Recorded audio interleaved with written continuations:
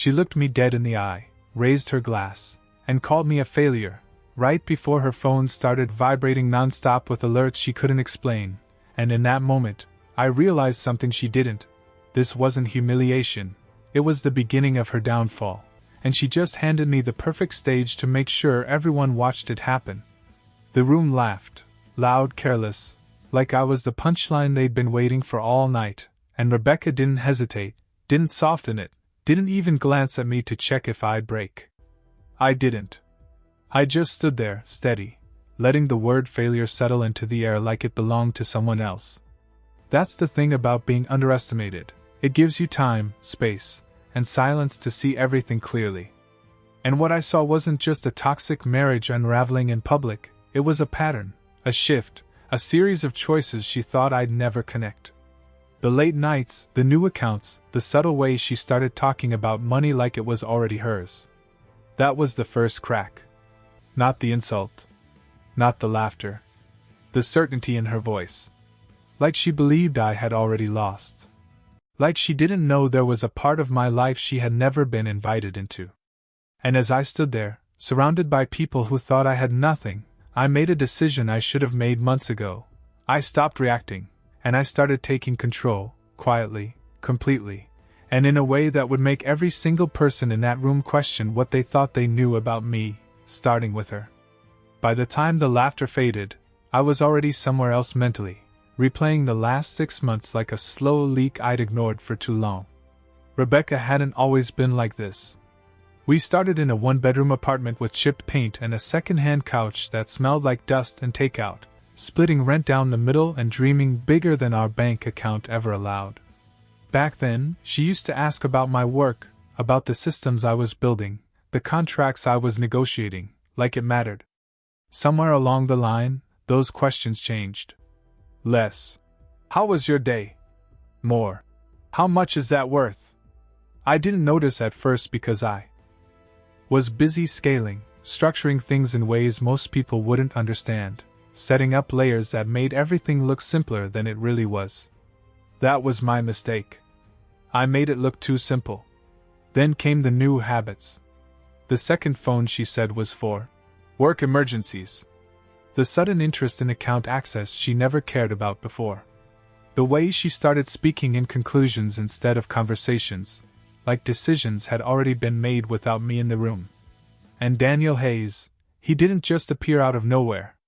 He was always around, just closer now, louder, more comfortable, crossing lines that used to exist. I watched it all, quietly, telling myself it was nothing, that I was overthinking, that this wasn't the kind of betrayal people talk about until it's too late. But standing there that night, hearing her call me that word with no hesitation, I realized something colder than anger. She wasn't guessing anymore. She thought she understood exactly what I had, what I controlled, and what I didn't. And that meant she had already made her move, she just didn't realize I had seen it coming first. I stopped trusting what she said and started watching what didn't line up.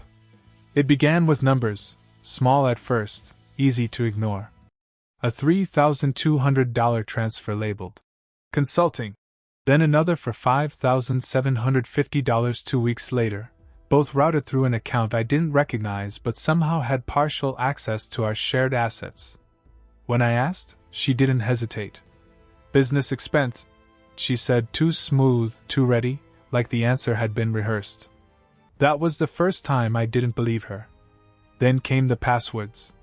Not changed, rotated. Subtle enough that most people wouldn't notice, but I built systems for a living. Patterns stood out. Access points shifted at odd hours. 2:14 a.m., 3:52 a.m., times that didn't match her schedule, but matched someone else's. Daniel's late-night emails, always marked urgent, always just vague enough to avoid specifics. I tested it once, casually mentioning a fake delay in one of my smaller accounts. 2 days later, she brought it up, pretending concern, but her wording gave it away. She knew details I never shared. That's when it clicked. This wasn't curiosity.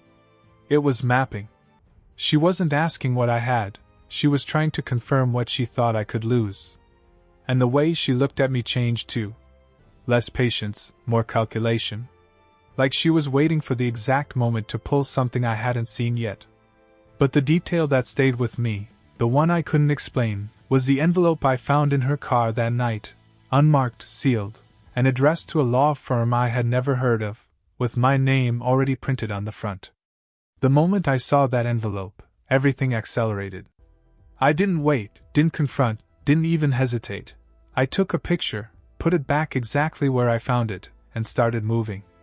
That same night, I pulled every record I had access to, cross-checking timestamps, transfers, signatures. Patterns turned into intent fast. The law firm wasn't random. It specialized in asset disputes, high-value separations, cases where one side thought they had already won before the other even showed up. That told me everything I needed to know. This wasn't a reaction. It was a plan. And I was already behind in her version of the story. The next morning, she acted normal. Coffee, quick smile, a casual, "Don't forget dinner Friday." Like nothing was shifting under our feet. But her phone stayed face down the entire time, and she stepped outside to take a call she wouldn't name. I didn't ask. I didn't need to. Instead, I made my own call, from the car, engine running, voice low. Within an hour, I had someone reviewing everything quietly, legally, thoroughly. No noise. No signals. Just control. By that afternoon, I tested her again. I mentioned offhand that I was thinking about restructuring a minor account. Her reaction was instant, too sharp, too interested, asking questions she shouldn't have cared about. That confirmed it. She wasn't waiting anymore. She was tracking movement in real time. And that meant one thing: whatever she had planned, she was close to executing it. But when I got home that night, something was different. The envelope was gone, and in its place, sitting on the kitchen counter like it had always belonged there, was a new folder, with my full financial summary printed inside. That folder didn't just sit there, it stared at me, like it knew I was already late to something I should have seen coming weeks ago. My full financial summary, neatly organized, categorized, highlighted in places only someone digging deep would even know to look. Accounts I kept visible were there, of course, but so were fragments of structures I never exposed directly, pieces that only made sense if someone had been connecting dots over time. I didn't touch it right away. I walked past it, slow, controlled, like reacting too quickly would confirm something I wasn't ready to say out loud yet. Rebecca was in the other room, voice low, pacing, the same tone she used when she thought she was in control of a conversation. I caught one word through the silence. Timing. That was enough. Back in the kitchen, I flipped the folder open, one page at a time, scanning for what didn't belong. There it was. A projected division. Not current. Not real. Planned. Numbers assigned, percentages mapped out, assets positioned like someone had already decided what they were taking before anything was even official. This wasn't preparation. This was execution waiting for a signal. And the deeper I looked, the clearer it became. This entire setup, the questions, the shifts, the quiet tracking, it wasn't about figuring out what I had. It was about making sure I didn't realize how much I was about to lose. I closed the folder slowly, heart steady, mind sharper than it had been in months, because in that moment, one truth finally locked into place. She wasn't just planning to leave me, she was planning to leave me with nothing. The truth didn't hit me all at once. It snapped into place, clean and sharp, like a lock finally turning after months of pressure. She wasn't just studying my finances, she was studying a version of them I let her see. The accounts she mapped, the assets she divided, the numbers she built her plan around, they were real, but incomplete, carefully structured to look whole while hiding everything that actually mattered. I set that system up years ago, not out of paranoia, but discipline. Layers, trusts, silent ownership paths that never pointed directly back to me unless you knew exactly where to look. And she didn't. That was the twist. Rebecca thought she was ahead, thought she had uncovered everything, thought she could walk into that law firm with confidence and strip me down to nothing. But the moment I saw that folder, I realized something she never considered. I wasn't exposed. I was underestimated. And that changed everything. I didn't need to panic. I didn't need to argue. I just needed to let her keep moving exactly the way she planned. Because every step she took based on incomplete information wasn't weakening me. It was locking her into a position she couldn't escape. I leaned back, exhaled slow, and for the first time since this started, I felt something close to control. Not anger. Not revenge. Precision. She thought she was about to take everything from me, but in reality, she had just built her entire strategy on a foundation that didn't actually belong to me at all. For a second, I just sat there, letting it settle, not the shock, but the clarity. Everything that felt chaotic before suddenly aligned, like I'd been reading the wrong version of the story and finally found the real one. The pressure in my chest didn't explode, it tightened into something controlled, something deliberate. She thought she had me cornered. That was the part that almost made me smile. Not because it was funny, but because it meant she had already committed. People don't plan this deep unless they believe the outcome is guaranteed. And Rebecca believed it. That confidence, that quiet certainty in the way she moved, the way she spoke, the way she stopped even pretending to respect me, it all made sense now. She wasn't reacting to me anymore. She was executing a plan she thought was airtight. Which meant she wasn't watching for changes. And that gave me space. Real space. I stood up, picked up the folder again, and this time I wasn't looking for answers, I was studying her assumptions. Every number she wrote down, every percentage she assigned, every asset she marked as hers to be, it was all based on a version of me that didn't exist. And that realization shifted something fundamental. I wasn't the man trying to hold on to a breaking marriage anymore. I was the man deciding how this ended. Calm replaced doubt. Focus replaced hesitation. I didn't need to rush, didn't need to confront, didn't need to warn her. In fact, the best move was the simplest one. Do nothing different on the surface, and change everything underneath. Because the more confident she felt, the harder the fall would be. And as I closed that folder and set it back exactly where she left it, one thought stayed with me, steady and certain.